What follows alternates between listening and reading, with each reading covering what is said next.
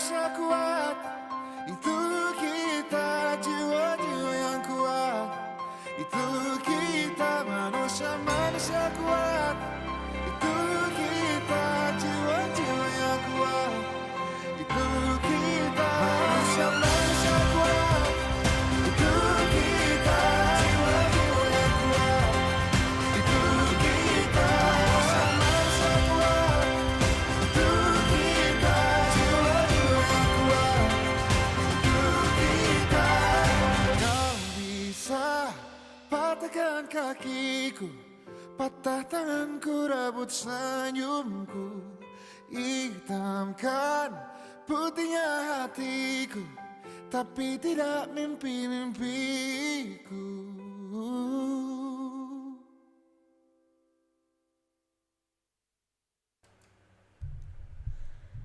Oke sahabat cerdas, kembali lagi dengan Kak Eca ya dalam program kesayangan kita Huele Par Belajar. Mari kita belajar bersama. Nah di saat ini ya kita akan lanjut lagi untuk belajarnya ya sahabat cerdas. Sudah hadir di studio Radio Suara Maluku Cerdas Ibu Epin yang akan menemani sahabat cerdas untuk pembelajaran yang kedua. Masih dengan jurusan yang sama, jurusan SMK ya, untuk tingkatan SMK. Kita akan belajar untuk pembelajaran kesehatan, dan kali ini kita akan belajar kelanjutan ya untuk pembelajaran sebelumnya. Di Jumat minggu lalu kita belajarnya kan tentang penggunaan alat-alat kesehatan sesuai dengan fungsinya. Nah ini lanjutan part 2 nya untuk pembelajaran yang Kak Ica sebutkan tadi. Jadi bagi sahabat cerdas semuanya tetap stay untuk mendengarkan Radio Suara Maluku Cerdas, karena dalam pembelajaran kali ini kalian pasti akan banyak mengetahui ya alat-alat kesehatan, dan juga pastinya kalian dapat membedakan fungsi-fungsinya masing-masing. Kalau gitu langsung saja bersama dengan Ibu Epin kita mulai pembelajaran yang keduanya. Baik, terima kasih Kak Eca untuk kesempatannya. Halo, apa kabar sahabat cerdas sekalian yang ada di rumah? Kita berjumpa lagi dalam program Huele Par Belajar di hari ini. Dan masih tetap dengan saya Risendri Tutupari. Kita akan bersama-sama belajar mengenai mata pelajaran keterampilan tindakan dasar keperawatan dari jurusan asisten keperawatan khusus untuk SMK ya. Nah, di minggu lalu sebelumnya kita sudah belajar masih dengan topik yang sama, penggunaan alat-alat kesehatan sesuai dengan fungsinya. Kita sudah mengenal alat pembalut, kemudian juga ada alat tindakan medis. Nah, di minggu ini kita akan melanjutkan kembali ya materi tentang penggunaan alat-alat kesehatan ini. Ada alat-alat tindakan medis yang belum sempat kita selesaikan, akan kita lanjutkan, dan juga alat-alat lainnya.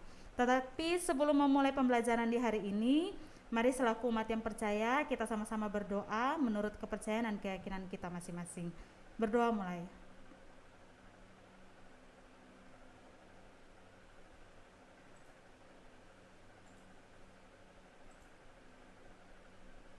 Berdoa selesai. Nah, kita kembali lagi kepada materi. Setelah kemarin kita belajar tentang alat tindakan medis, ini adalah lanjutannya. Nah, alat tindakan medis yang pertama akan kita lihat yaitu waskom troli. Nah, waskom troli ini merupakan troli yang diletakkan waskom di dalamnya. Ini berfungsi sebagai tempat air untuk pemenuhan kebersihan diri pasien, seperti memandikan pasien. Jadi ketika nanti besok-besok kalian melakukan tindakan keperawatan memandikan pasien, alat yang digunakan adalah waskom troli ini. Karena tidak mungkin waskomnya diletakkan di lantai, jadi perawatnya tunduk bangun. Nah, waskom troli ini mempermudah agar tindakan keperawatan dapat dilakukan dengan baik. Selanjutnya adalah nirbeken. Nah, nirbeken ini bahasa Belandanya. Sedangkan kalau bahasa Indonesianya biasanya disebut bengkok. Nirbeken atau bengkok ini biasanya digunakan untuk menampung instrumen yang sudah bekas digunakan.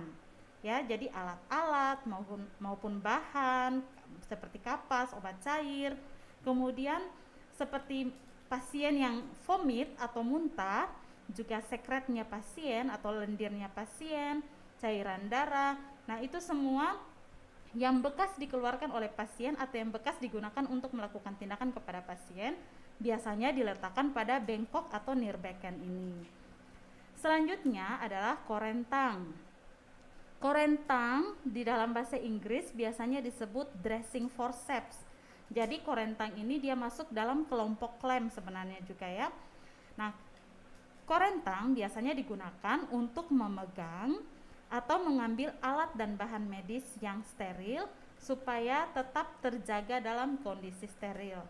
Cara untuk mengidentifikasi korentang ini gampang, dia biasanya memiliki tabung. Kemudian korentang ini panjang ya. Dia panjang. Lalu di sini ada pengaitnya. Sahabat cerdas bisa lihat di gambar. Dan pada bagian ujung, kalau biasanya pada gunting dia tajam, tapi pada korentang dia tumpul dan melebar. Nah, hal ini untuk memudahkan dalam mengambil alat dan bahan yang steril tadi. Selanjutnya adalah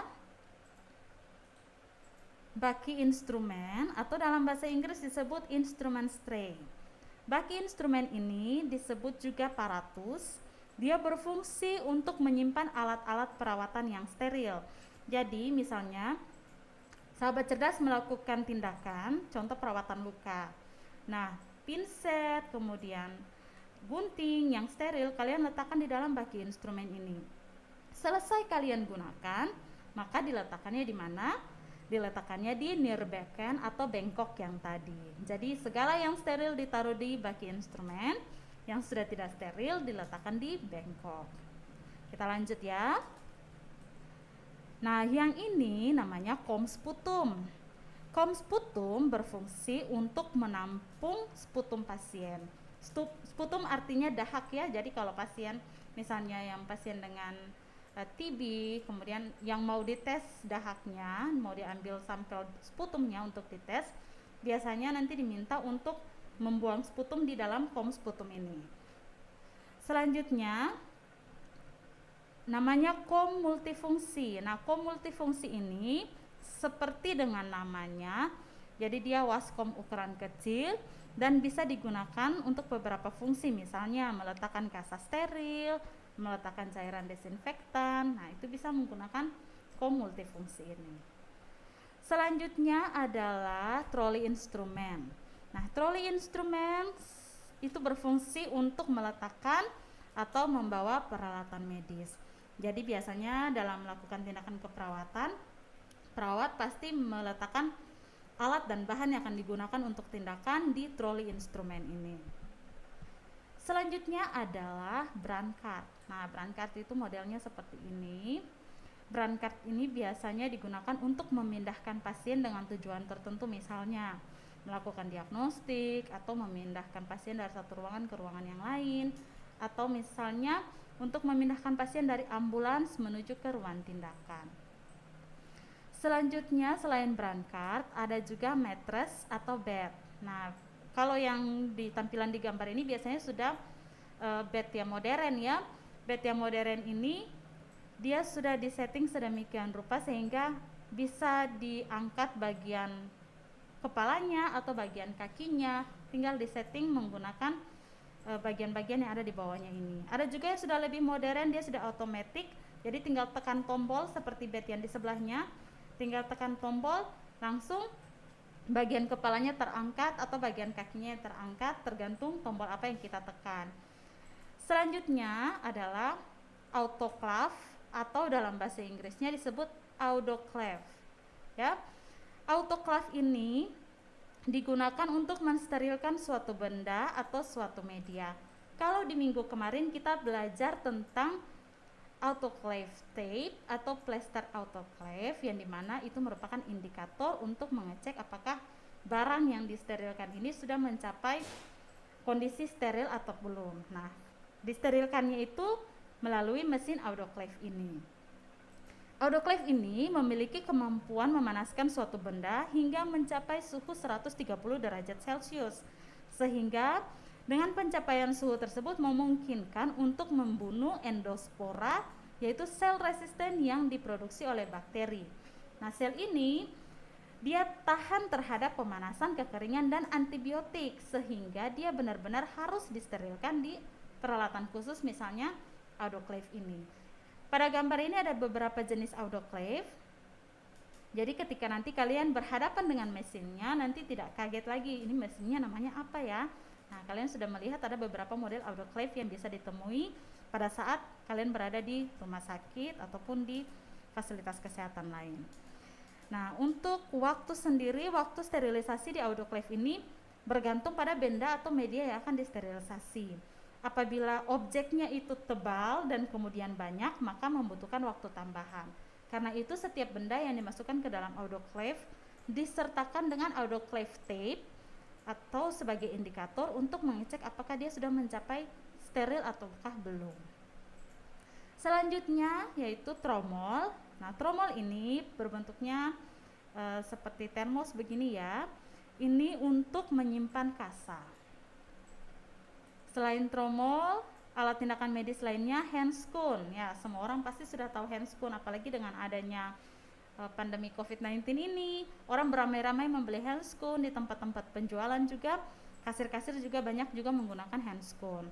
Nah, handscoon ini berfungsi untuk melindungi tangan dari petugas kesehatan selama melakukan tindakan agar tidak terjadi yang namanya infeksi silang atau infeksi nosokomial.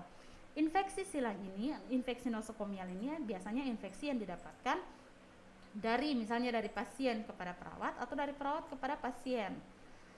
Infeksi nosokomial ini juga biasanya terjadi kalau contohnya pasien masuk ke rumah sakit tidak ada indikasi infeksi ini A misalnya, tetapi setelah sampai rumah sakit terindikasi infeksi A, itu artinya sudah terjadi infeksi silang setelah dia sampai di fasilitas kesehatan. Handscoon ini ada dua jenis ya. Yang di sebelah kiri ini dinamakan handscoon bersih, sedangkan yang di sebelah kanan ini dinamakan handscoon steril. Nah, handscoon steril ini biasanya dia ditutup rapat, kedap air, kedap udara, jadi pemakaiannya pun tidak bisa digunakan sama seperti handscoon bersih ya. Penggunaannya itu harus berbeda. Nanti jika ada kesempatan akan dijelaskan cara menggunakan handscoon steril yang baik dan benar ya. Handscoon steril ini juga dia ada berbagai macam ukuran. Nah, di sini ada contohnya yang ukuran 8 dan biasa ukurannya itu disesuaikan dengan besaran jari kita. Kenapa? Handscoon steril harus pas dengan jari agar ketika kita melakukan tindakan kita tidak terhalangi oleh handscoon yang bergeser-bergeser. Apalagi tindakan yang steril itu biasanya jika bermasalah dengan handscoonnya misalnya terlalu longgar, dia berpeluang untuk sobek juga. Atau terlalu ketat juga berpeluang untuk sobek. Nah, karena itu harus digunakan sesuai dengan ukuran jari kita. Sedangkan kalau handscoon bersih ini biasanya ukurannya sama ya, satu ukuran. Selanjutnya ada standar infus dan phlebot infus. Nah, kalau standar infus pasti semua orang sudah tahu ya, itu tempat untuk meletakkan infus. Sedangkan phlebot infus ini apa sih? Phlebot infus ini adalah botol infusnya sendiri. Jadi botol infusnya ini sebenarnya namanya phlebot ya. Jadi kalau diminta, tolong ambil phlebot infus NaCl atau ambil dextrose 5%. Nah, berarti sudah tahu berarti botol infus. Nah, standar infusnya itu ya pasti sudah seperti ini bentuknya ya. Selanjutnya untuk alat tindakan medis ada pispot BAB. Nah, pispot BAB ini digunakan untuk membantu pasien atau klien untuk buang air besar jika klien tidak dapat meninggalkan tempat tidurnya. Selain dari pispot BAB ada juga urinal untuk perempuan dan juga laki-laki. Urinal ini juga digunakan untuk membantu klien miksi atau buang air kecil jika dia tidak mampu meninggalkan tempat tidur. Nah, apa yang membedakan urinal male dan urinal female ini kita lihat bersama pada gambar. Kalau yang urinal male ujungnya itu tidak terlalu lebar, sedangkan untuk yang female bagian ujungnya itu lebar. Nah, bagian ujung ini disesuaikan dengan anatomi alat genitalia dari perempuan maupun laki-laki. Jadi jangan sampai kliennya perempuan, kalian diminta ambil urinal yang perempuan, kalian membawahnya yang laki-laki. Itu pasti salah. Dan nanti ketika kita salah mengambil benda, biasanya kita akan dianggap kurang profesional. Jadi harus benar-benar diingat ya, yang pria lebih kecil moncongnya atau ujungnya ini dibandingkan yang perempuan. Alat tindakan medis lainnya, medical ventilator atau yang biasanya akrab kita kenal hanya dengan bahasa ventilator saja. Nah, medical ventilator ini adalah alat medis yang dirancang untuk menggantikan sebagian atau seluruh kerja dari paru-paru dengan cara memberikan pernafasan secara otomatis kepada pasien yang tidak dapat bernafas atau kesulitan bernafas. Nah, ventilator ini akan memompa udara masuk ke dalam paru-paru dan dengan sendirinya dia akan berhenti sehingga udara akan keluar dari paru-paru. Jadi, biasanya kalau kalian mendengar istilah alat bantu pernafasan, nah ini dia ventilator. Biasanya ventilator ini dia digunakan dalam jangka waktu yang cukup lama, tetapi kalau terlalu lama juga pasti akan ada kontraindikasinya. Biasanya medical ventilator ini digunakan untuk pasien dengan gangguan paru-paru berat, kemudian gangguan sistem saraf yang mempengaruhi kelemahan otot pernafasan, kemudian klien dengan keracunan karbon dioksida, klien dengan shock, itu bisa menggunakan medical ventilator. Tidak jarang kita dengar untuk pasien COVID-19 yang mengalami gangguan nafas berat, itu pasti akan menggunakan ventilator. Karena itu biasanya ventilator dia selalu adanya di ruang ICU dan tidak gampang digunakan karena memang alat ini dia cukup mahal. Makanya untuk perawatan pasien COVID-19 pun juga cukup mahal ya. Selanjutnya adalah pulse oximeter. Nah, pulse oximeter ini merupakan alat yang berfungsi untuk mengukur kadar oksigen atau kepekatan oksigen di dalam darah. Penggunaannya ini tanpa ribet ya, hanya memasukkan alatnya dengan cara menjepit ujung jari. Dengan sensor cahaya, maka dia bisa menembus jaringan dan hasilnya akan terlihat langsung di monitornya seperti ini. Biasanya orang dengan saturasinya 97% ke atas itu dianggap dalam kondisi baik. Selanjutnya adalah AmbuBag. Nah, AmbuBag ini dia merupakan alat emergensi untuk bantuan pernafasan. Dia kecil, ringan, kemudian dari karet. Dia berfungsi untuk memberikan nafas buatan dengan cara memompa secara manual oksigen dari udara bebas berulang-ulang ke dalam pernafasan pasien. Nah, AmbuBag ini biasanya pada saat pasien gawat, contoh dari tempat kecelakaan dengan ambulans akan dibawa ke IGD, itu bisa digunakan AmbuBag untuk membantu pernafasannya. AmbuBag ini dia hanya digunakan sementara dan digunakan pada pasien dengan gangguan sistem pernafasan misalnya, atau henti nafas mendadak atau gagal nafas. Nah, itu menggunakan AmbuBag ini. Kita lanjutkan ya. Selanjutnya yaitu suction pump. Di sini tersedia beberapa jenis suction pump sehingga nanti ke depan ketika kalian berada di rumah sakit, kalian tidak akan kaget atau bingung melihat suction pump yang mana. Ya, suction pump itu dia pasti identiknya ada tabungnya di dalam sini. Suction pump ini adalah alat yang digunakan untuk menghisap atau menyedot cairan yang tidak dibutuhkan oleh tubuh manusia. Contohnya lendir, kemudian darah. Nah, kalau pada tindakan operasi di ruang bedah, suction pump ini digunakan untuk menghisap darah yang keluar dari pasien. Sedangkan di ruang perawatan untuk menghisap lendir. Jadi kalau kalian sering menonton film dengan genre tentang rumah sakit, nah biasanya pada saat pembedahan pasti ada kalian dengar dokter bedah mengatakan suction. Nah, yang dimaksud dengan suction adalah menghisap darah yang keluar dari hasil pembedahan itu dan dialirkan ke dalam suction pump ini, di dalam tabung yang terdapat dalam suction pump. Selanjutnya adalah defibrillator. Defibrillator ini adalah alat kesehatan yang berfungsi untuk mengalirkan energi kejut listrik ke jantung. Jadi kalau misalnya kalian dengar istilah alat pacu jantung, nah itu sebenarnya bahasa sederhana dari defibrillator ini. Defibrillator memberikan stimulus energi kejut listrik dengan kadar tertentu yang dibarengi juga dengan tindakan CPR atau cardiopulmonary resuscitation ya. Jadi ketika melakukan CPR dibarengi dengan pemberian aliran listrik dari defibrillator ini. Nah, ini adalah alat-alat tindakan medis sambungan dari yang minggu lalu ya. Nah, sekarang kita masuk pada alat diagnosa penyakit. Alat-alat yang biasanya digunakan untuk mendiagnosa penyakit dari seseorang. Alat yang pertama yaitu reflex hammer. Ya, reflex hammer ini dia bentuknya seperti palu, makanya dinamakan hammer. Dia berfungsi untuk melakukan pemeriksaan kemampuan refleks bagian tertentu tubuh, contohnya pada bagian lutut ya. Refleks hammer ini digunakan untuk menguji refleks dari sistem saraf ya, untuk mendeteksi kelainan di pusat maupun di sistem saraf perifer atau yang disebut sistem saraf tepi. Jadi biasanya refleks hammer ini digunakan juga oleh dokter-dokter spesialis saraf. Selanjutnya adalah tong spatel atau sudip lidah. Tong spatel berfungsi untuk menekan lidah agar dapat memeriksa atau melihat kelainan pada tenggorokan, misalnya pada pasien dengan amandel ataupun faringitis. Nah, tong spatel ini ada yang berbahan dasar logam, tetapi ada juga yang berbahan dasar kayu. Tapi yang lebih banyak digunakan biasanya yang logam karena gampang dibersihkan atau disterilkan kembali. Selanjutnya adalah laryngeal mirror.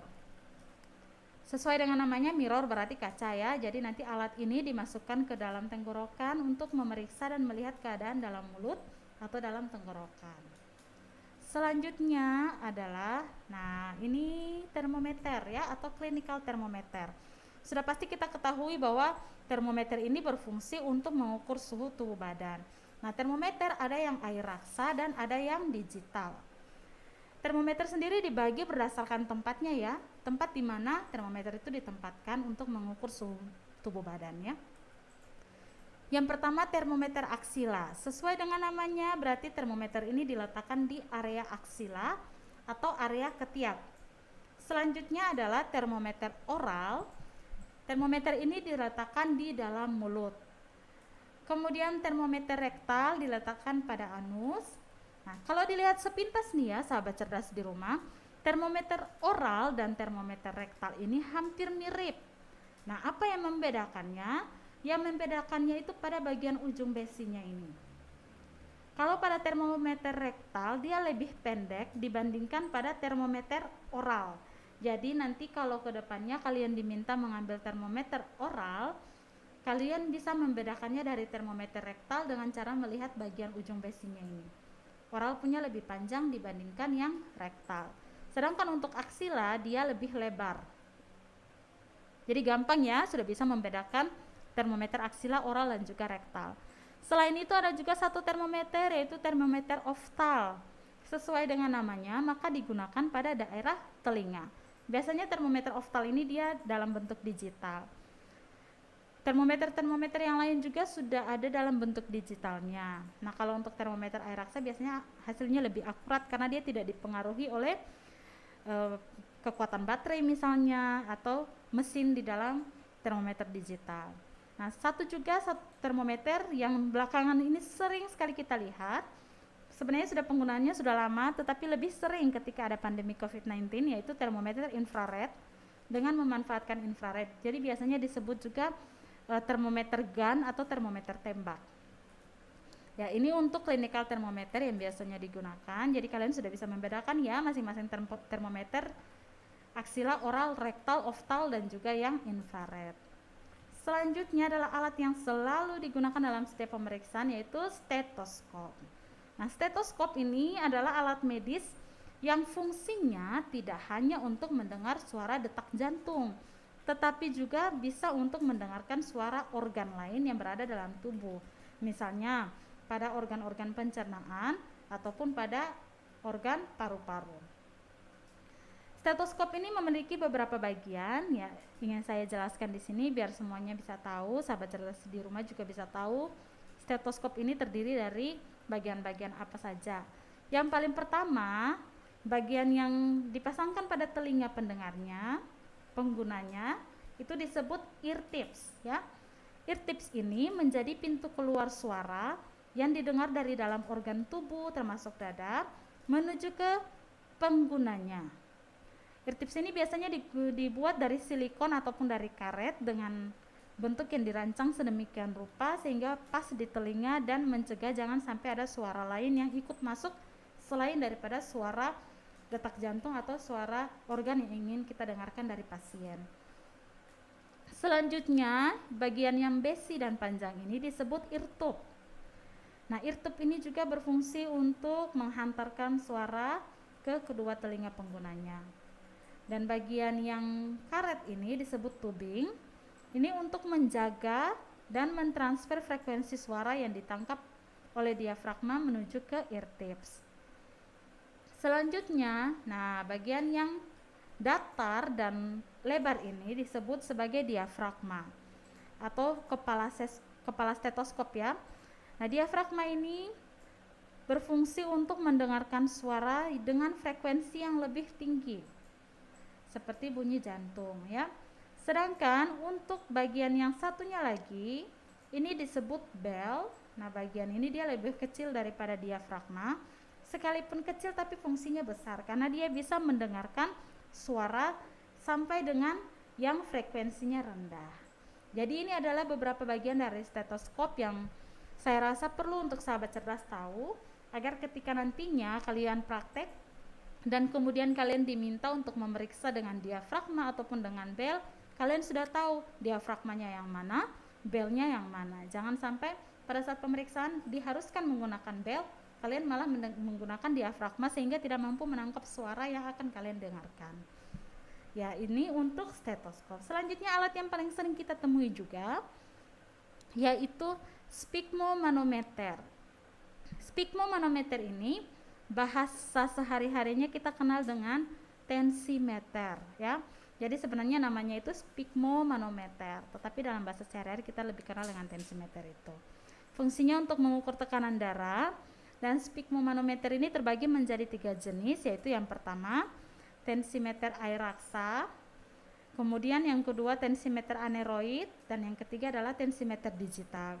Kalau tensimeter air raksa ini dia merupakan tensimeter yang paling konvensional dan sebenarnya sih sudah jarang ditemukan atau digunakan ya, tetapi tetap dia ada dalam setiap fasilitas kesehatan. Sebenarnya jarang digunakan ini dia karena alasan keamanan. Air raksa ini kan dia masuk dalam golongan air keras, jadi kalau misalnya tensimeter ini pecah, kemudian air raksanya keluar dan mengenai tubuh, maka bisa menyebabkan kecacatan. Karena itu biasanya dia sudah lebih jarang digunakan. Tapi kalau untuk tingkat keakuratan dari hasil pengukuran tensimeter, biasanya tensimeter air raksa ini yang paling akurat. Dia digunakan bersama-sama dengan stetoskop untuk pemeriksaan tekanan darah. Jadi stetoskopnya bisa dipasang melalui arteri brachialis ya. Kemudian selanjutnya untuk tensimeter aneroid ini dia menggunakan jarum jarum mekanik untuk menunjukkan angka dari tekanan darah seseorang. Nah, dibandingkan dengan tensimeter air raksa, dia penggunaannya masih lebih aman karena tidak ada air raksanya. Kemudian untuk tensimeter yang digital ini penggunaannya jauh lebih gampang lagi daripada tensimeter aneroid dan tensimeter air raksa. Bahkan orang dengan latar belakang non medis pun bisa menggunakan tensimeter digital ini. Tensimeter digital ini biasanya dia lebih mahal karena dia tidak hanya menampilkan tekanan darah, dia juga menampilkan puls atau denyut nadi seseorang.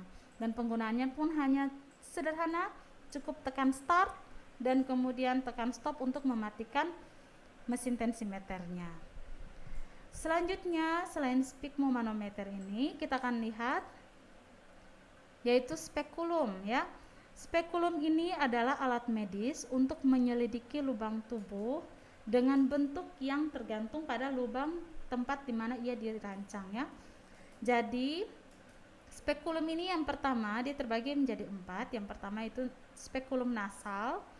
Spekulum nasal sesuai dengan namanya berarti untuk memeriksa rongga hidung. Selanjutnya ear speculum itu untuk memeriksa rongga telinga. Ada juga rectal speculum digunakan untuk memeriksa anus atau rektal. Kemudian vagina speculum yang digunakan untuk memeriksa vagina. Nah, jadi sahabat cerdas di rumah sudah bisa membedakan ya spekulum berdasarkan dengan bentuknya. Jadi yang seperti corong ini, nah ini untuk spekulum telinga. Kalau yang kecil untuk hidung, yang lebih kecil lagi ada satu untuk anus dan juga untuk vagina. Jadi kalian bisa lihat di sini bentuknya besar-besar, tetapi sebenarnya dia tidak terlalu besar, dia kecil saja. Jadi jangan ngeri duluan ya melihat spekulum yang dimasukkan ke anus atau ke vagina dikiranya yang besar, ternyata ini hanya kecil saja. Selanjutnya untuk alat diagnosa ada pen light. Nah, pen light ini sebagai alat bantu penerangan dalam pemeriksaan fisik pasien untuk membantu menemukan diagnosa medis. Ada juga pen light yang model ini disesuaikan dengan besaran pupil daripada pasien. Selain pen light, ada timbangan berat badan dan pengukur tinggi badan. Sudah pasti timbangan berat badan dan pengukur tinggi badan ini digunakan untuk evaluasi status nutrisi daripada pasien. Nah, jadi dari sini bisa ditentukan berat badan idealnya, kemudian body mass index-nya bagaimana, ya. Selain itu juga timbangan bayi ada. Timbangan bayi ini digunakan untuk menimbang bayi dengan kapasitas timbangan tidak kurang dari 10 kilo. Selanjutnya adalah elektrokardiograf atau yang biasanya disingkat EKG. Elektrokardiograf atau EKG ini dilakukan pemeriksaannya untuk mengetahui kondisi kesehatan jantung, mengetahui juga detak jantung, variasi, ukuran, dan juga posisi jantung, serta mengevaluasi fungsi daripada jantung, ya. Jadi nanti digunakan alat-alat EKG seperti ini dan hasil pemeriksaannya akan tampil dalam kertas seperti ini. Nah, ini untuk kelompok alat diagnosa medis. Sekarang kita akan masuk pada kelompok alat bedah. Alat bedah ini dia cukup banyak dan bentuknya hampir mirip-mirip. Karena itu kita akan bedakan dalam beberapa kelompok. Nah, kelompok yang paling pertama dalam alat bedah ini adalah kelompok tajam. Jadi semua benda-benda yang tajam masuk dalam kelompok tajam ini. Apa saja itu kita lihat bersama-sama, ya. Yang paling pertama adalah scalpel blade. Scalpel blade ini dia terdiri dari dua, dari bisturi atau blade-nya, kemudian dengan scalpel handle-nya ini. Nah, kalau scalpel blade itu bahasa Inggrisnya, bahasa Indonesianya itu disebut bisturi, ya. Alat ini digunakan untuk menginsisi kulit dan memotong jaringan. Jadi bisturi ini dia sangat tajam sekali, digunakan untuk memotong jaringan pada saat melakukan pembedahan. Selain itu juga alat ini berguna untuk mengangkat jaringan atau benda asing dari dalam kulit. Bisturi ini dia memiliki sisi yang tajam dan juga sisi yang tumpul. Nah, sisi yang tumpul ini digunakan untuk nantinya dipasang pada scalpel handle yang ini. Untuk pemasangannya pun tidak boleh menggunakan tangan kosong, harus menggunakan needle holder. Needle holdernya seperti apa nanti akan kita lihat di belakang, ya.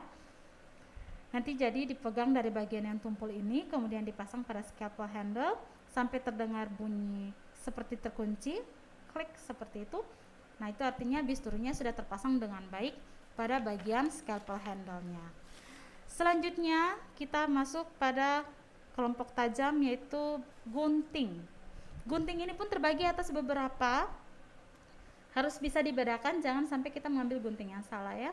Yang paling pertama adalah gunting iris atau yang disebut iris scissors dalam bahasa Inggris. Gunting iris ini digunakan untuk memotong jaringan yang lebih kecil, contoh pada area mata.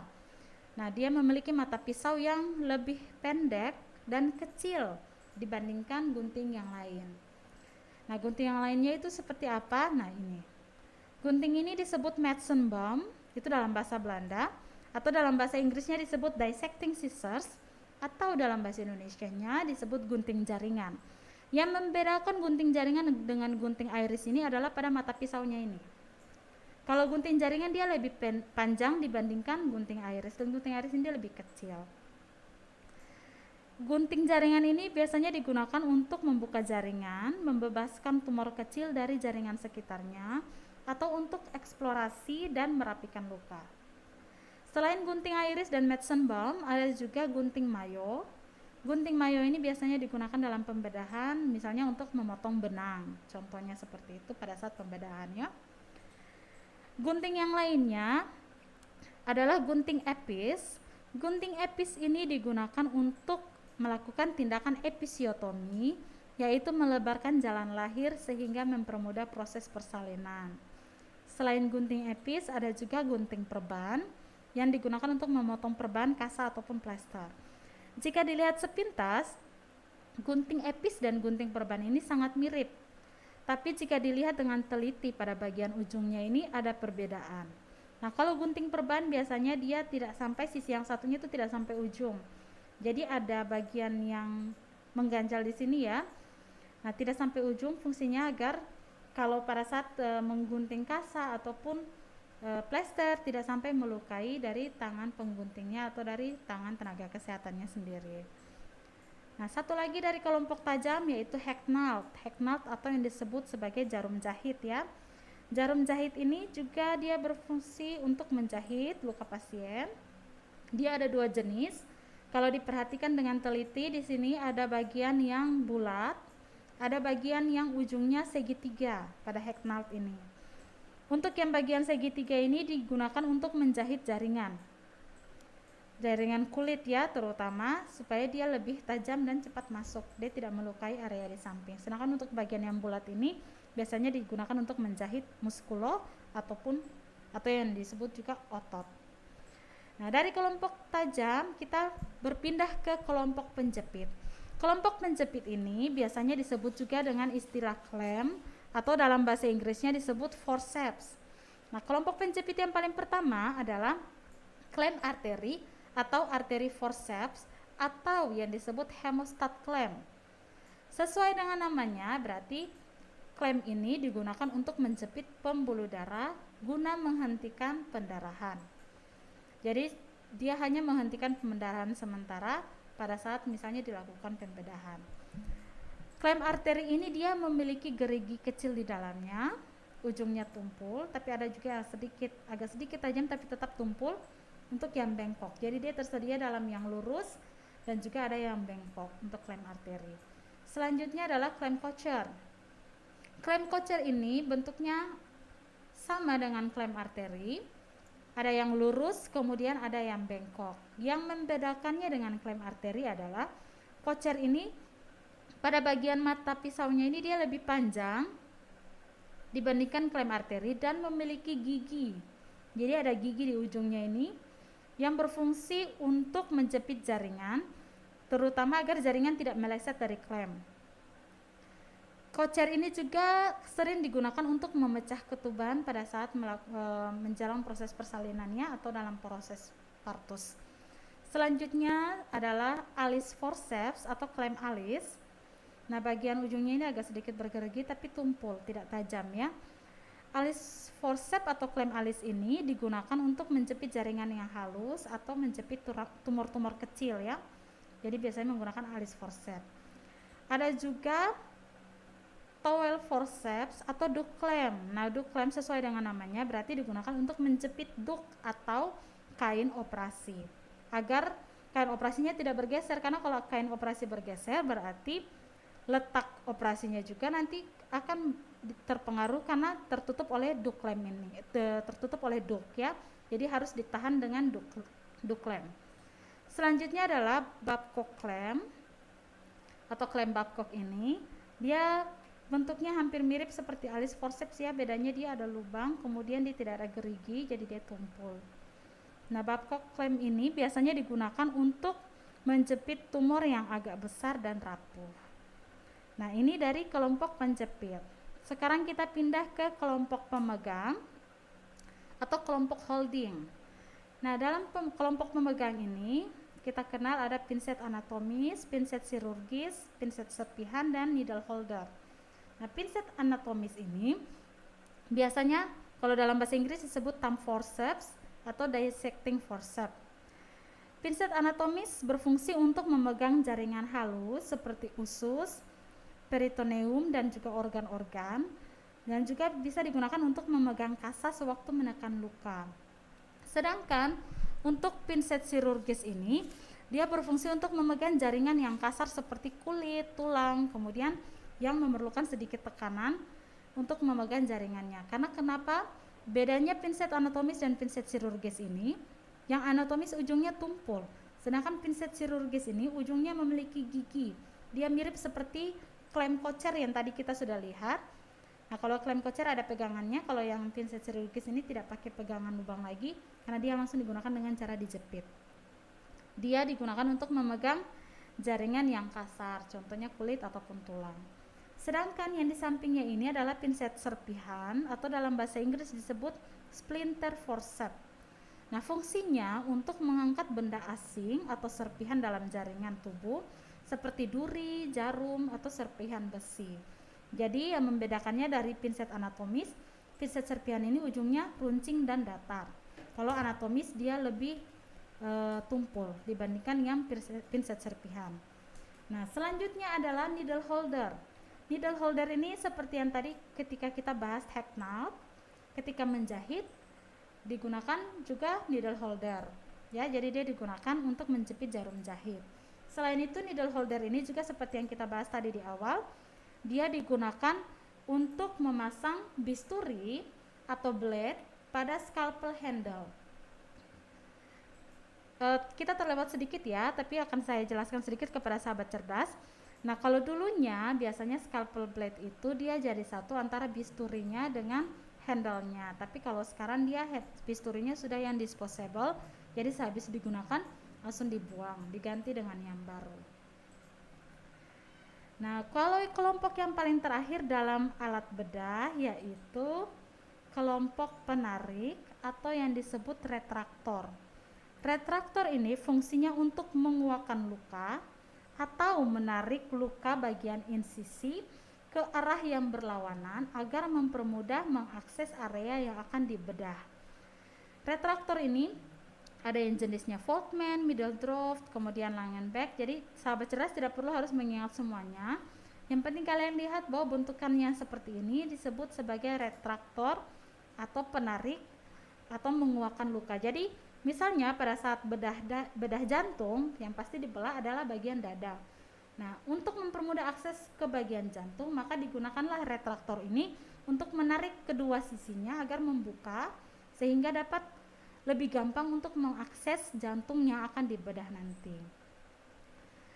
Dengan demikian, ketika kita sampai di retraktor atau kelompok penarik dari alat bedah ini, maka berakhirlah sudah pembelajaran kita mengenai penggunaan alat-alat kesehatan sesuai dengan fungsinya. Jadi sudah ada banyak yang kita pelajari mulai dari minggu lalu. Ada alat pembalut, kemudian alat tindakan medis, alat diagnosa medis, kemudian ada juga alat-alat bedah. Diharapkan sahabat cerdas semua mampu mengingat dengan baik dan juga mengidentifikasi perbedaan-perbedaan kecil di antara benda-benda yang tadi. Contohnya seperti gunting misalnya ya. Tadi gunting ada beberapa, yang gunting iris dan Metzenbaum itu cukup mirip, tapi yang membedakannya pada yang Metzenbaum itu dia agak lebih panjang mata pisaunya. Jadi sahabat cerdas harus pintar-pintar membedakan alat-alat kesehatan ini agar ketika melakukan tindakan kalian tidak salah mengambil alat yang akan digunakan dalam melakukan tindakan keperawatan. Dengan demikian berakhirlah seluruh proses pembelajaran kita tentang penggunaan alat-alat kesehatan ini. Terima kasih atas partisipasi dan keaktifan daripada sahabat cerdas yang ada di rumah. Nanti ketika pembelajaran tahun ajaran yang baru sudah dibuka, kita akan kembali belajar dengan menggunakan latihan soal agar meningkatkan kemampuan mengingat sahabat cerdas sekalian. Nah, untuk menutup pembelajaran kita di hari ini, sebagaimana kita membukanya, saya mengajak sahabat cerdas sekalian yang ada di rumah, kita tundukkan kepala sejenak dan kita berdoa menurut keyakinan dan kepercayaan kita masing-masing. Berdoa mulai.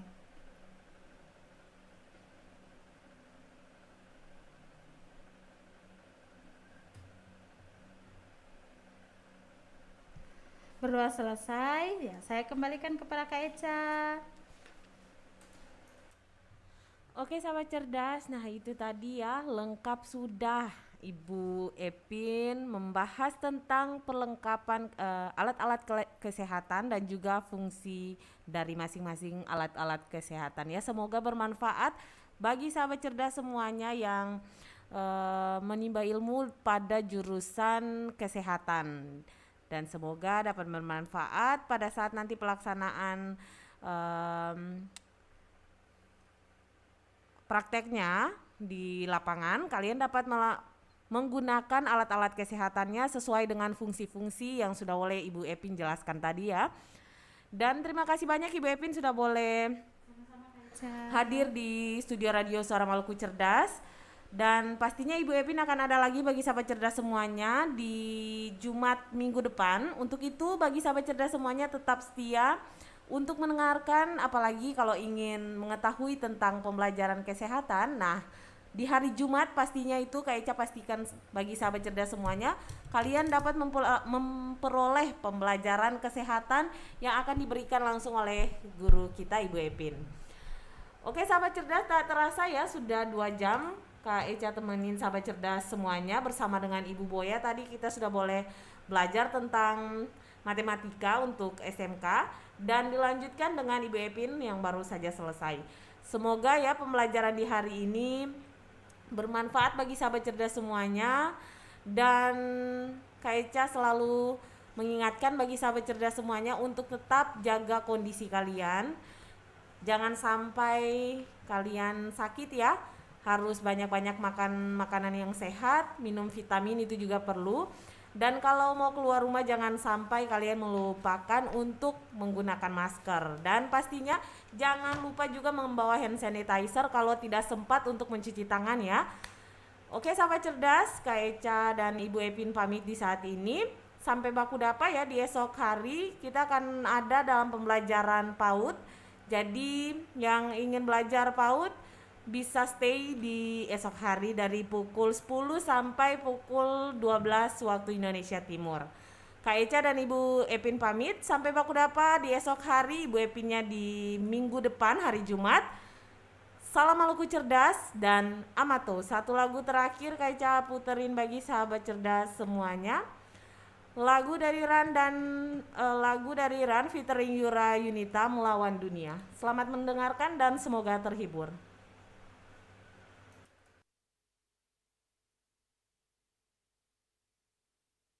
Apa sama Ludi? The best husband